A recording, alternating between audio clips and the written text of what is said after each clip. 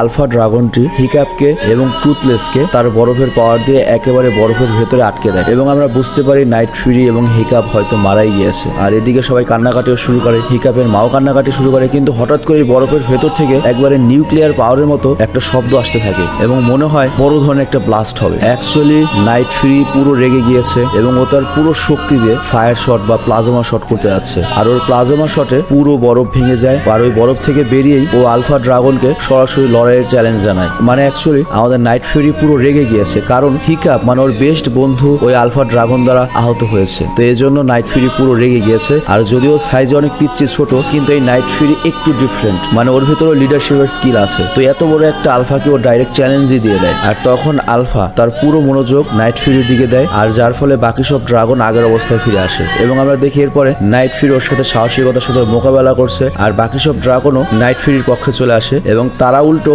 আলফার উপর আক্রমণ করে। আর এইভাবে লাগাতার আক্রমণ খেতে খেতে আলফা আস্তে আস্তে শক্তি হারিয়ে ফেলে। আর তারপর নাইট ফিউরি তার সবচেয়ে শক্তিশালী অস্ত্র মানে একেবারে নিউক্লিয়ারের মতো যে প্লাজমা শট রয়েছে সেটা মারে এবং এর ফলে আলফা বিস্টের হাতির মতো যে একটা দাঁত রয়েছে সেটা খুলে পড়ে যায়। আর তখন আলফা বিস্ট বুঝতে পারে সে নাইট ফিউরির সাথে পারবে না, আর তাছাড়া নাইট ফিউরির পক্ষে সকল ড্রাগন চলে গিয়েছে এবং এখানে কোনো ড্রাগন তার কন্ট্রোলে আর আসবে না। আর এজন্য সে হার মেনে নেয় আর সেখান থেকে চলে যায়। আর ওদিকে ড্রাগনও এন্ডিং হয়।